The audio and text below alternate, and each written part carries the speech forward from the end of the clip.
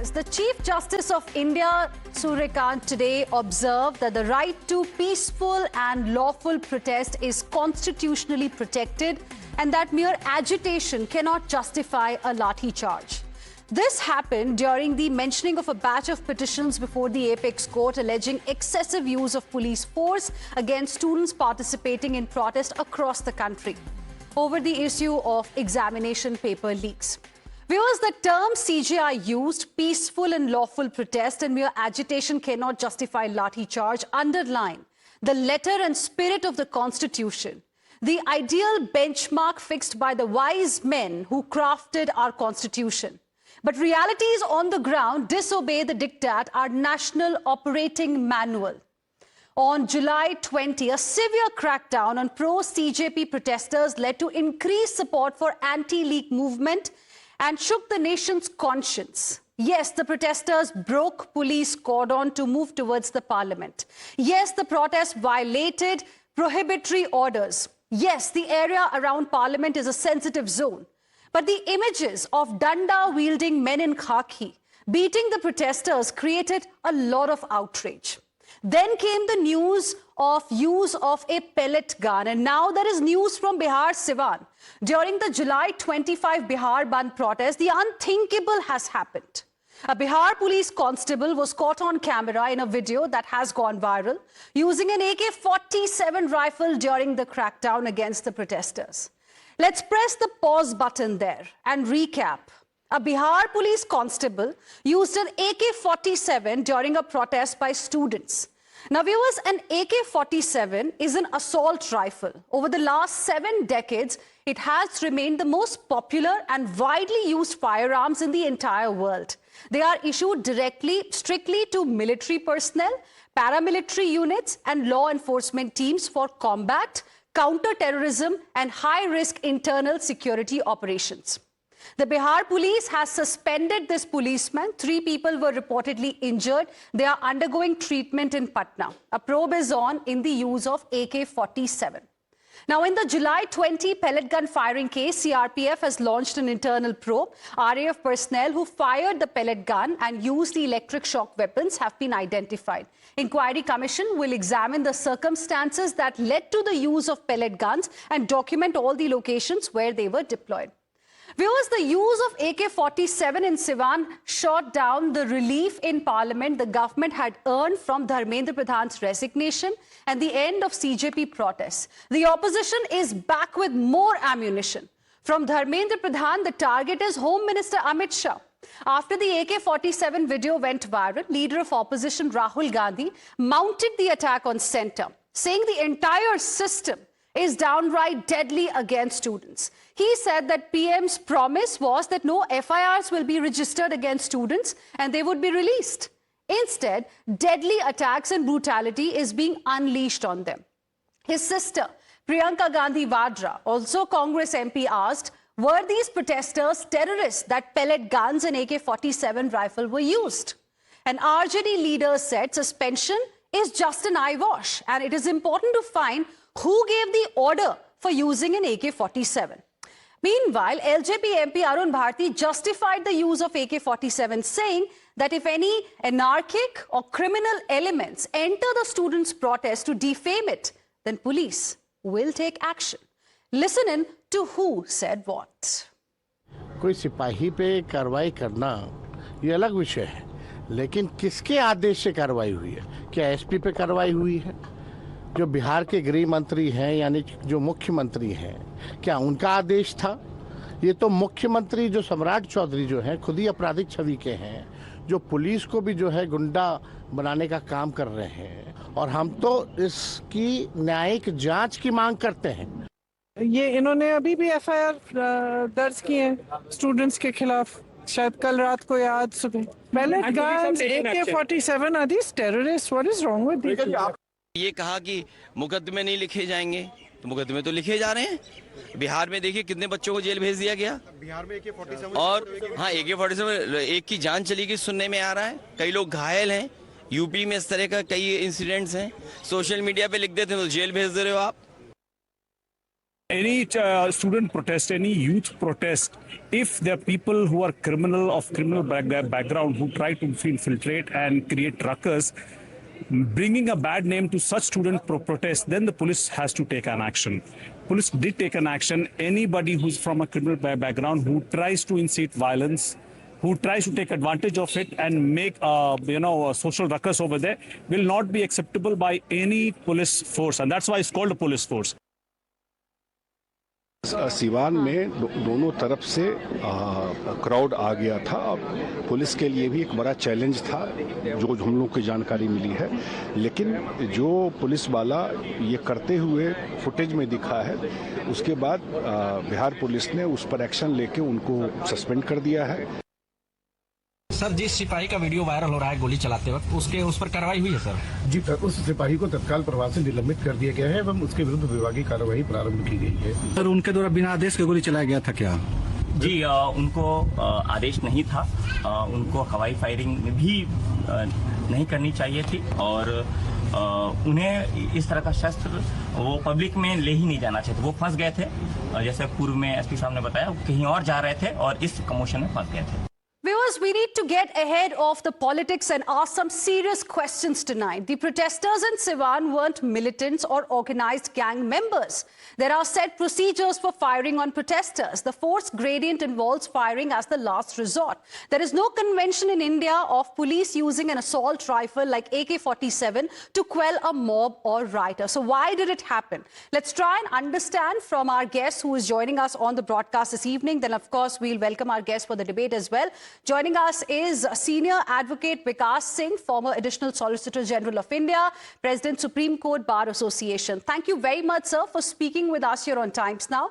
You've written a letter to the Prime Minister and the Home Minister seeking judicial inquiry and immediate action on what you term unprovoked lathi charge during the peaceful student demonstrations at Jantar Mantar and Sansad Marg in Delhi. What makes you so sure that all police action was unprovoked? Then, of course, we'll talk about what happened in Bihar also. So this is the time of the day where if there was a start of the violence by the students, that clip would have been viral from day one and would have been there on all the channels. That's how most of our channels are working today. The fact that no such clip has become viral or that there is any defense taken by the police of any particular, because violence has to erupt once only. Once it erupts, then it becomes completely uncontrolled. So the erupting violence is the one which can be said to be the major cause which started the whole thing.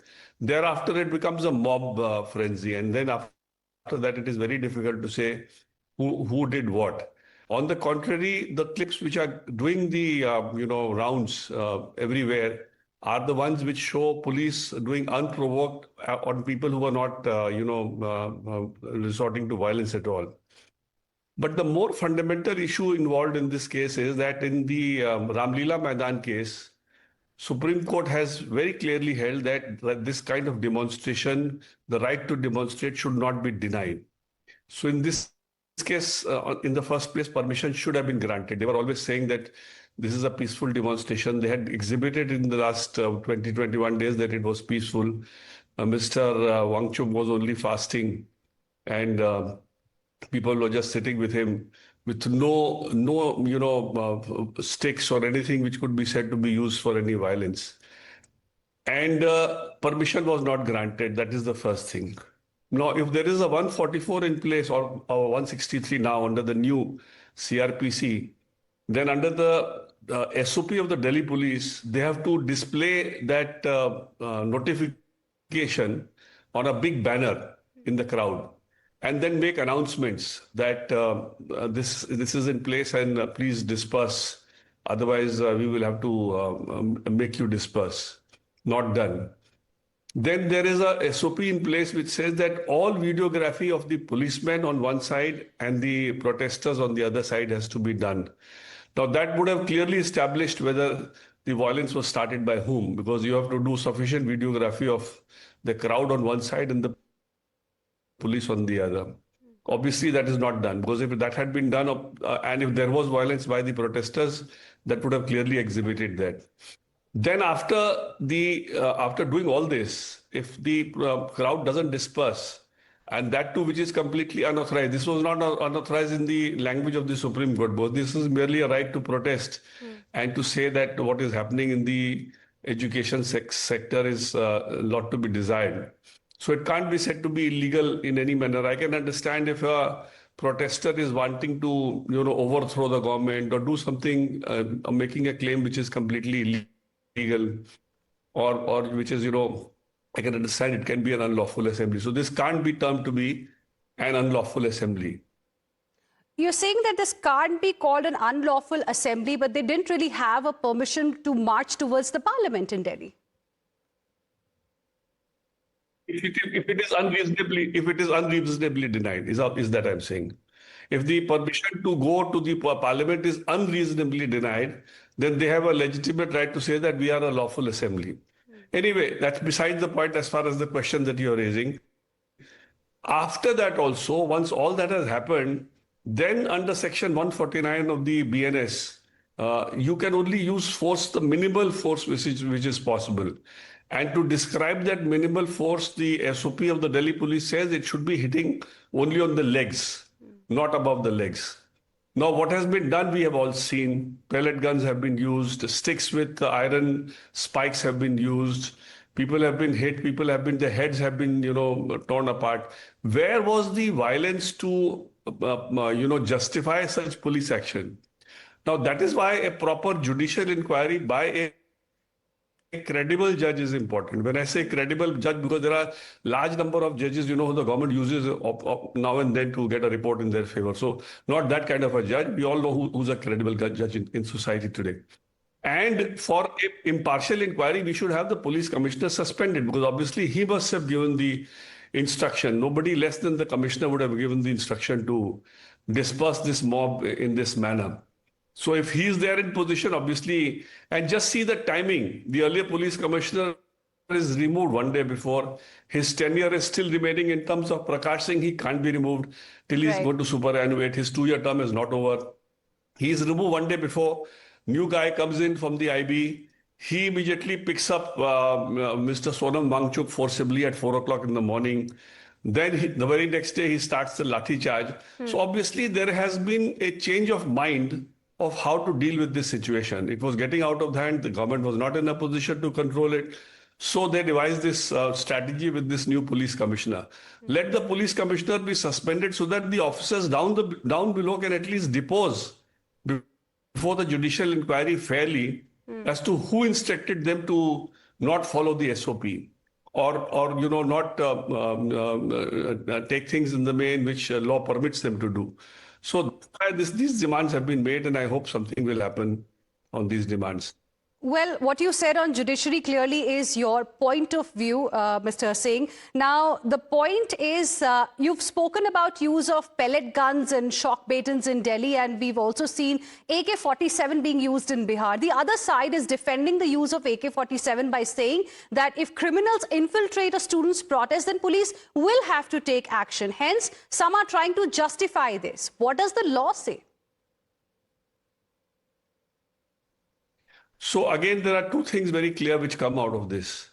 If there are criminals infiltrating the police against the police in a mob like this, the CCTV camera will show who are these criminals. That is why the importance of the CCTV camera, and these cameras obviously will remain the official footage of the incident. Now, you've seen, I don't know whether you've seen that or not, I've seen it so many times. There is one guy sitting with the police with a lathi in his hand. Obviously, he's not a protester. That same guy at some stage also gets up and along with the police, he's as if he has the police protection, is hitting the people in the crowd. Obviously, he is somebody, who the police is protecting for permitting him to do all this. Now, if none of the protesters entered the venue with a lathi in the first place, obviously they could not have started the violence.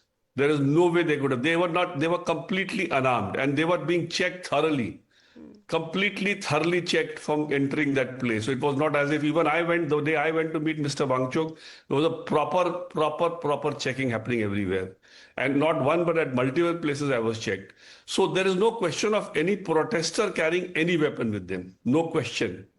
The people who carried weapon were obviously only those people whom the police permitted to carry.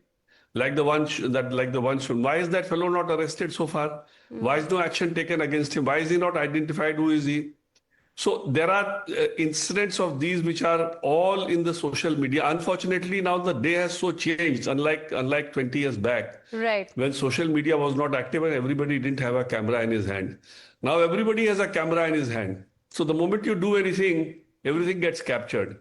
Now, if there is no official videography happening and there is no official videography surfacing to show that a protester started the violence, an unarmed protester started the violence, then obviously one has to rely on these videographies only, because what do we do in such times? Okay, but Mr. Singh, then there are also videos of protesters not just getting aggressive with the police, some even get out journalists. My own colleagues on the ground have been harassed, have been abused, heckled. What about these miscreants? No, so nobody can justify a protester turning a miscreant. There is no question of justifying that. I'm not once even saying that. But if there have been some instances, there should be. But please appreciate, you will agree with me that the protesters were unarmed because they were frisked properly before they went to the site. So that is one thing for sure.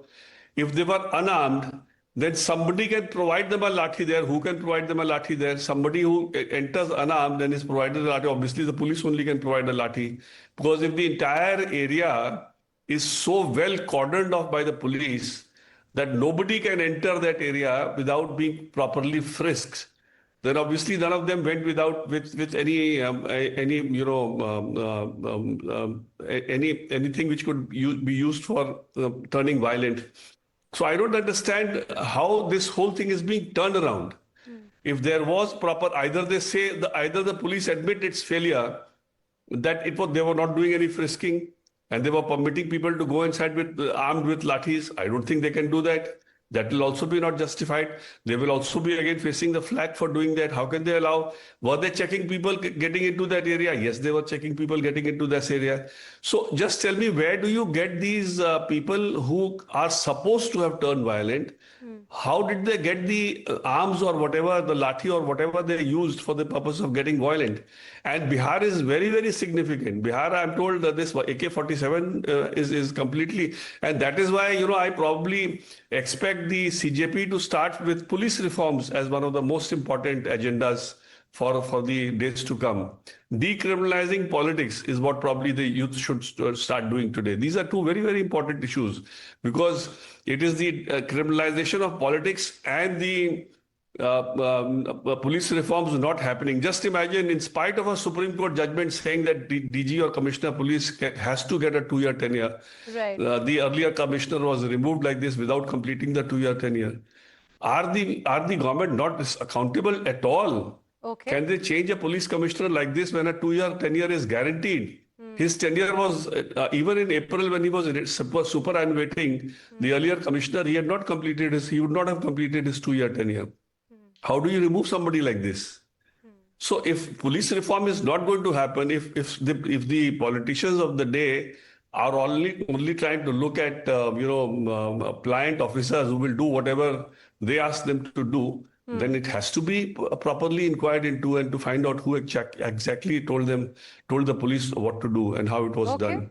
So these are very serious matters for our democracy, especially with regard to the right to protest. Okay, Mr. Singh, thank you very much for speaking with us here on Times Now and sharing with us your perspective. So clearly you're talking about the need for police reforms in this country as well. Let's now open this up with our guests who are joining us on Nation Wants to Know this evening. We have Charu Pragya, BJP spokesperson, Dr. Ajay Kumar Pandey, National General Secretary and spokesperson, LJP, Ellen Rao, former DCP, Delhi. Also joining us is Dr. Akashdeep Muni, political analyst. Good evening to all of you. Thank you for joining us here on Times Now. Mr. Ellen Rao, let me begin this discussion with you. A couple of days ago, when we were discussing what happened in the national capital, we spoke about how the police officials who were doing their duty were being targeted. And something like that is unacceptable in a democracy.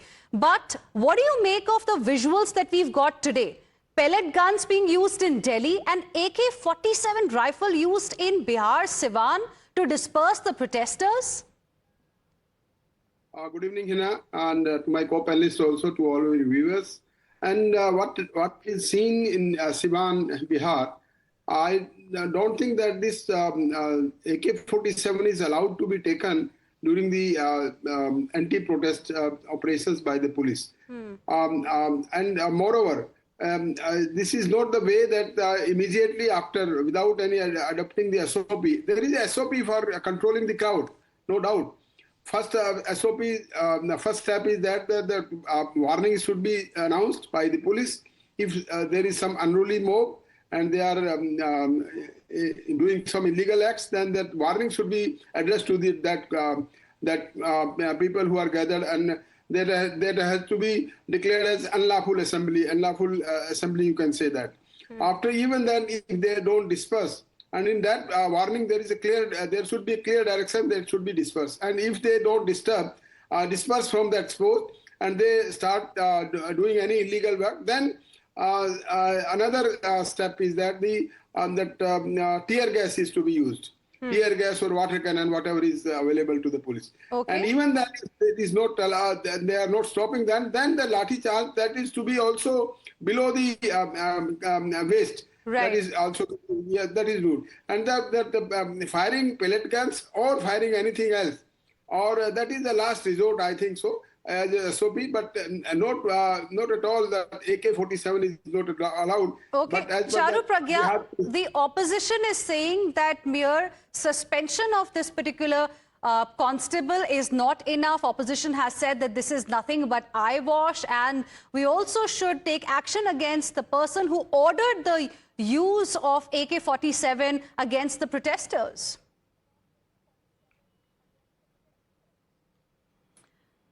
Heena, good evening. See, first let's separate fact from fiction, because the opposition is spreading rumors which are unhealthy in a situation like today's. One, nobody authorized the use of any AK-47, any weapon at all.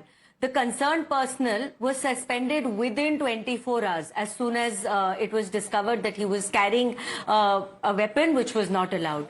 The third thing is, the gun was not fired. This is also misinformation that the opposition is spreading.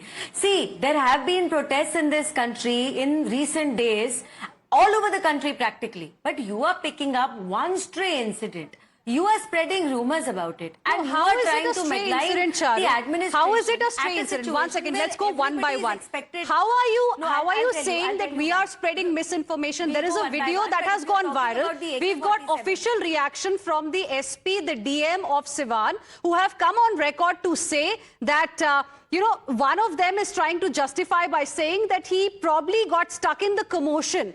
And this is unacceptable. And if it indeed was wrong information, then the person would not have been suspended. If action has been taken, it means it was wrong. So that's exactly what I'm telling you, Heena. One, nobody is justifying this, and that's exactly why he's been suspended.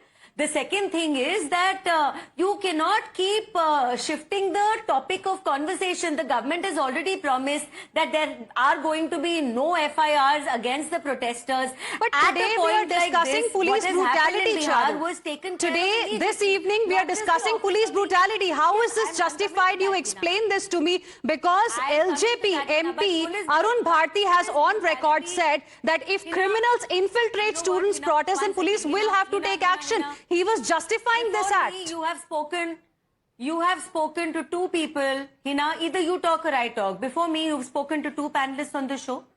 Please allow me the same courtesy. Allow me to finish. Go ahead, Charu. I'm not going to the third panelist before you get enough time to make your point. Thank you. But, Heena, for me to get enough time, you have to allow me to speak without interrupting me, right? Now, I want you to focus on one issue. Police brutality was not in isolation. You cannot look at police brutality and say the police was brutal and there was absolutely nothing that led up to that moment. And that is what I'm trying to say. We have seen visuals from both sides, Heena, and please let's be fair about it. Today the opposition has decided to pick this up in Parliament. Till yesterday the demands were something else. Once those demands were met, again the focus has been shifted, the goalpost has been shifted. I am saying that if the personnel was found to be in the wrong, he's immediately been suspended. There is nobody who's defending him at all. At the same time, there has been careful consideration of every single person who got hurt. The police has taken care of them. They have been taken to hospitals. You can hear their statements too. Why aren't you playing some of those statements? If you want, I can play them for you on my phone and you can have the viewers of your show watch it too. See, police was not acting in isolation. When you are saying that police at times got a little heavy on the protesters also got heavy. I'll use the example of Delhi. Lathi charge happened only after the barricades were broken down and there was a mob charging at our police personnel, an entire mob, Heena. Don't forget that. And we have CCTV footage to prove this. And I would like to take you back to 2021. There was another protest at that point of time, the farmers' protest. It was decided that they will also march into Delhi. 300 police personnel were also injured. 300 police personnel. And if I go back, one more protest. Charu, during last the CA week, protest, I don't know if you saw the show or not. Last week, we had a debate on Times Now. On this particular show, we debated how police officials were targeted. Mr. Ellen Rao was also part of that particular panel. But today what we are discussing is something different. The police officials are supposed to follow certain rules when they are controlling the mob. The mob has no rules, but there is a rule book that needs to be followed. Something that, has to be discussed. I mean, you cannot really expect cops coming out, to disperse the crowd with an AK-47 rifle or with pellet guns. Now, Dr. Ajay Kumar Pandey, Dr. Ajay Kumar Pandey, the point that LJP MP made earlier was that if criminal elements are infiltrating the students' protest, the police will have to take action. Who really decides in a mob who is a peaceful protester or who is a criminal, and how is that distinction really made? See, what LJP MP Mr. Arun Bharti has said is exactly what our leader Chirag Paswan has said on the very next day after this protest. He stood for two things, and that's what Mr. Vikas Singh has left. He has quoted this judgment of Ram Leela Maidan versus Secretary Home of Union of India. In that judgment, when the Supreme Court has indicted the Congress government, which was in the power for the police access, but at the same time, the Supreme Court in the same breath says that organizers can't cross the limit. So Arun Bharti or Chirag Paswan ji or LJP is saying the same. Open the doors for the dialogue, and that was opened. You saw during the protest JP Nadda meeting the protesters, listening to their demand. No, but what justifies the presence of AK-47 rifle in a protest in Siwan? Can you explain that to us? Yeah, there are rules that are supposed to be followed. I'm coming to that. Yes. You have seen here the experts after expert. Vikas Singh, then DCP. There is no protocol, there is no law which permits AK-47. The DM has gone on the record, and there is no official sanction of AK-47. The official record, let's wait for the inquiry. But so far, the official record is that this gentleman was caught in the commission. Okay. And Dr. Akashdeep Munjal, how will you like to respond to this particular argument? He got stuck in commotion, and after the video went viral, the police headquarters in Bihar took immediate action against the police officer, police constable, who can be seen using AK-47 rifle. First and foremost, Heena ji, we all have seen that how Sandeep Lamba, the ADCP of Delhi, how he slapped a woman without provocation. And we see the BJP spokesperson here sitting without any action against that particular ADCP.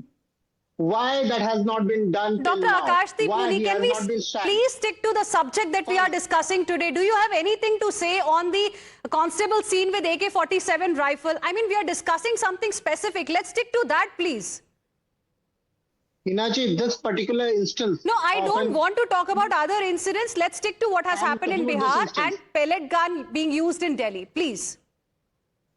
This particular instance of usage of AK-47 and pellet gun usage in Delhi shows that how the confidence of the ruling party is, where they can get away with whatever they do. I want to ask that as per the probe, it has been noted that 7 rounds of pellet guns were fired and 5 rounds struck a person. What action has Amit Shah ji taken against the present police commissioner of Delhi? Okay. None. Charu wants to come Unfortunately, it's none. Charu. And while people are standing and protesting in Bengal, while people are standing and protesting in Bihar, FIRs have been filed. Okay. I must note, Heenaji, FIRs are being filed while we are speaking. Okay. 14 people are behind bars. Well, firstly, jail let me in make Bengal. one thing very clear here. Anyone being slapped, any kind of violence is not justified at all. Let's be very, very clear with that. Charu wants to come in and then Mr. Ellen Rao.